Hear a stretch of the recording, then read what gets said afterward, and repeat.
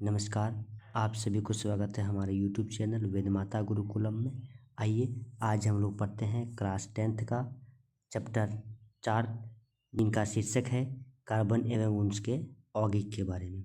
हम लोग कार्बन यौगिकों के रासायनिक गुणधर्म के बारे में जानेंगे। ठीक है, उनके रासायनिक गुणधर्म क्या होती हैं कार्बन यौगिक का, उनके बारे में पिछले वीडियो में हम लोग कुछ पढ़ चुके थे। क्या क्या पढ़ लिए थे देखिए कि कार्बन है ना, संयोजकता, रासायनिक आबंध, कार्बन के अपरूपों के बारे में, समवायता, हाइड्रोकार्बन है ना, हाइड्रोकार्बन यानी कि एल्केन, एल्कीन का बॉन्ड पढ़ चुके थे कैसे होता है, एल्कीन, एल्केन, एल्काइन की संरचना और सूत्र पढ़े थे, और कार्बन यौगिकों के नामकरण कैसे किया जाता है। ठीक है, अगला टॉपिक क्या है कि कार्बन यौगिकों के रासायनिक गुणधर्म के बारे में जानेंगे कि जो भी कार्बन यौगिक हैं उनके रासायनिक गुण क्या होते हैं तथा वह किस प्रकार से रिएक्ट करते हैं। हमारे दैनिक जीवन में जो भी उपयोग में लाए जाने वाले अधिकांश ईंधन होते हैं वो कार्बन के होते हैं अथवा उसके यौगिक के होते हैं। जैसे लकड़ी वगैरह बात करते हैं, कोयला बात करें, गैस की बात करें, सब क्या है कार्बनिक यौगिक है ना।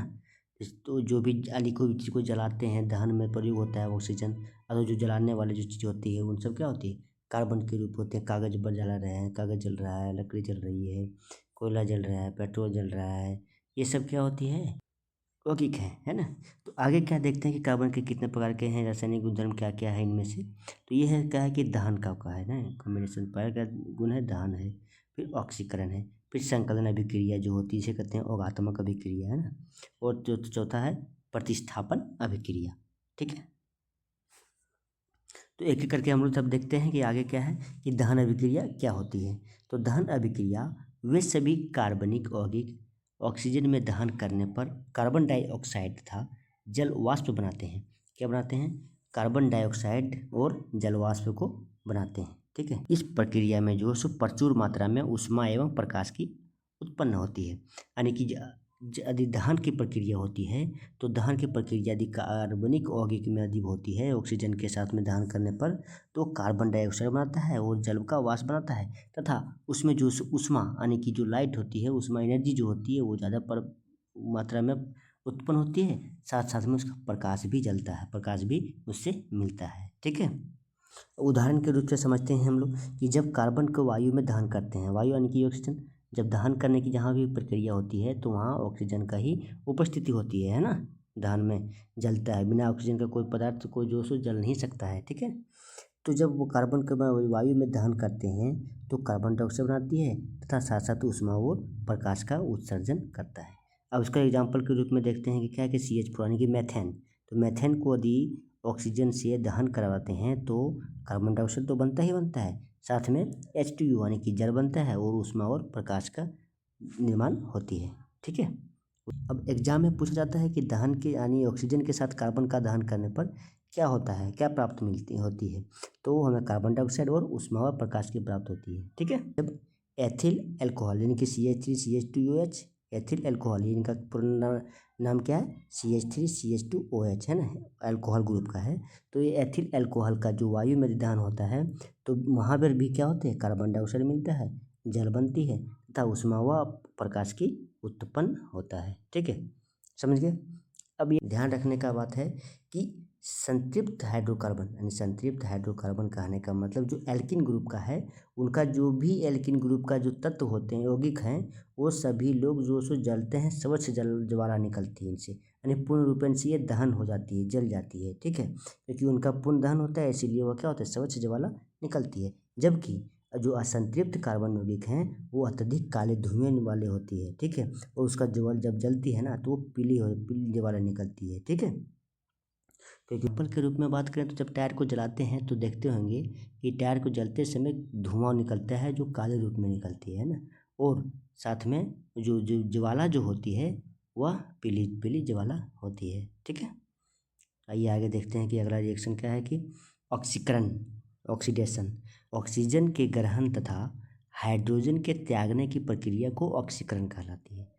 ऑक्सीजन का जब ग्रहण होती है और हाइड्रोजन का जो सो त्याग होता है, निकलता है, ठीक है, उसे ऑक्सीकरण अभिक्रिया कहते हैं। ठीक है, इसके लिए क्षारीय पोटेशियम पर मैग्नेट जो होता है इसका सूत्र है KMnO4 प्लस ऊष्मा का उत्पन्न करती है। तथा यदि हम दूसरा रूप में लेते हैं अम्लीय रूप में, तो अम्लीयकृत पोटेशियम डाइक्रोमेट होता है जिसका फॉर्मूला है K2Cr2O7, ठीक है। वो प्लस ऊष्मा का उपयोग होता है।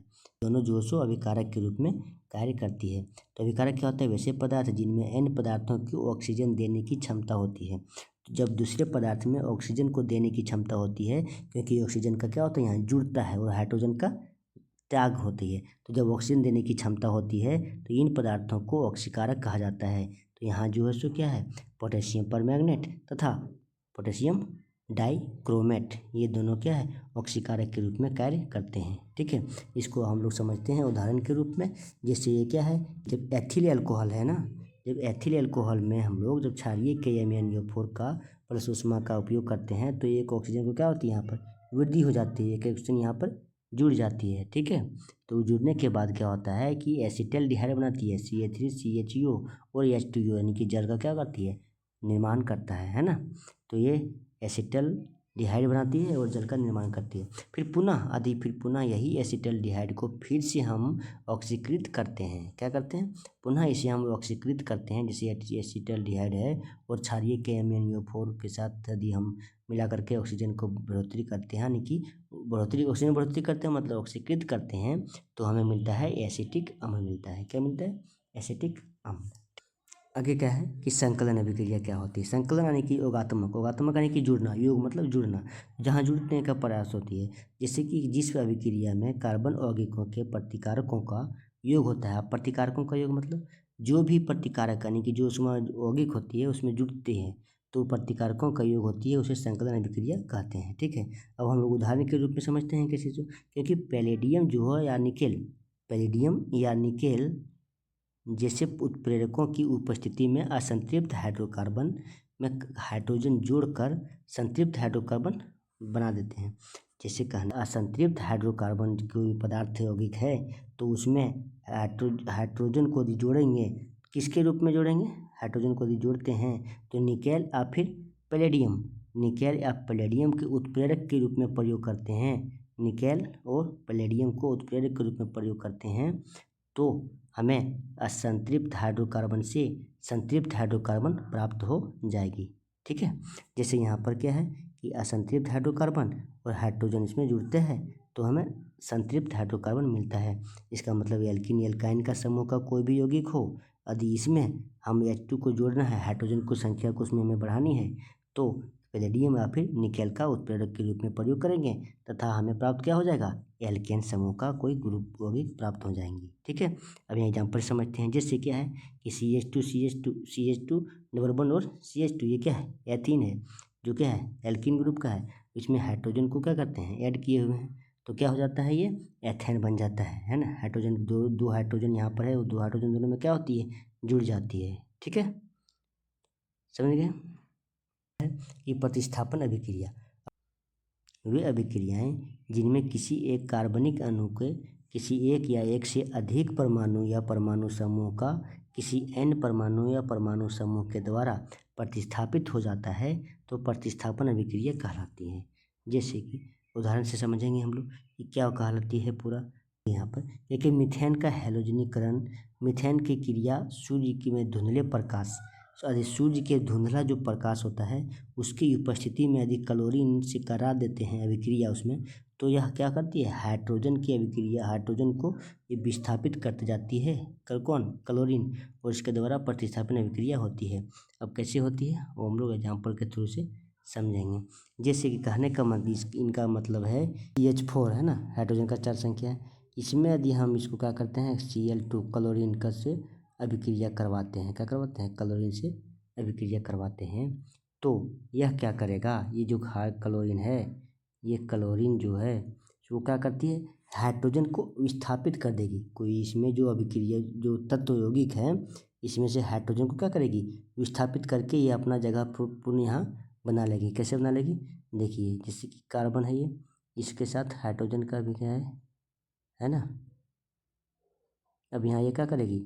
क्लोरीन अपना स्थान को ग्रहण कर लेगा, है ना। क्लोरीन अपना स्थान ग्रहण कर लेगा, तो साथ साथ में जो ये क्लोरीन बचा हुआ, जो हाइड्रोजन बचा है, वो हाइड्रोजन यहाँ से विस्थापित होकर के और यहाँ बना देता है क्या, HCl बना देगा, हाइड्रोक्लोरिक अम्ल। ये क्या करेगा, एक क्लोरीन जो है यहाँ से एक क्लोरीन और इधर से जो है हाइड्रोजन को विस्थापित किया, ये दोनों से मिल करके HCl को बना देता है। ठीक है, यह कार्बन हाइड्रोजन उसको विस्थापित कर देती है एक एक करके, है ना। तो विस्थापित कर रही है, यहाँ पर क्लोरीन क्या कर रही है, विस्थापित करके अपना जगह को बना ले रही है। क्लोरीन इससे क्या कर रही है, बना ले रही है। तो इस तरह से हम इसको लिख सकते हैं, क्या लिख सकते हैं, CH4 प्लस Cl2। तो ये बनाती क्या है, तो ये बना रही है आपको H3Cl प्लस HCl। ठीक है, तो ये क्या कर रहा है, विस्थापित कर दे रहा है, किसको, क्लोरीन ने हाइड्रोजन को विस्थापित कर रहा है। ठीक है, आइए फिर आगे देखते हैं हम लोग। CH4 वही है, Cl2, अब CH3 और Cl बनाया और HCl बनाया, तो मीथेन का जो सो हाइड्रोजन को क्लोरीन ने हटा दिया, नहीं बदल दिया वहाँ से। उस यही प्रक्रिया जो है सो बार बार दोहराएगी जब तक इसके पास हाइड्रोजन की समय हाइड्रोजन उपस्थित है। किनके पास, जब तक मीथेन के पास हाइड्रोजन उपस्थित है, यानी कि कार्बन यौगिक के पास हाइड्रोजन उपस्थित है, तब तक ये अभिक्रिया करके बार बार दोहराएगी। ठीक है, तो यहाँ भी क्या किया, अब आगे CH3 था, है ना, अब इसको क्या किया, अभिक्रिया किया क्लोरीन से और क्या बना दिया, डाइक्लोरोमेथेन और HCl बना दिया। ठीक है, अब क्या हो गया कि डाइक्लोरोमेथेन हो गया, उसको क्लोरीन से अभिक्रिया करवाएं तो ये बन गया ट्राइक्लोरोमेथेन। यानी यहाँ भी ये क्या किया, क्लोरीन ने एक हाइड्रोजन को फिर से यहाँ विस्थापित करवा दिया और विस्थापित करने के बाद HCl बना दिया। ठीक है, फिर वही बात हुआ, क्या हुआ कि ट्राइक्लोरोमेथेन, जो यहाँ ट्राइक्लोरोमेथेन है, यहाँ पर एक H हाइड्रोजन तो उपस्थित है ना इसमें, तो अगर क्लोरीन से फिर अभिक्रिया हुआ तो ये टेट्राक्लोरोमेथेन बना दिया, यानी कि CCl4, और जो कि हाइड्रोजन को ये पूर्णतः रूप से विस्थापित कर दिया है। ठीक है, समझ गए, तो ये होता है विस्थापन अभिक्रिया, है ना।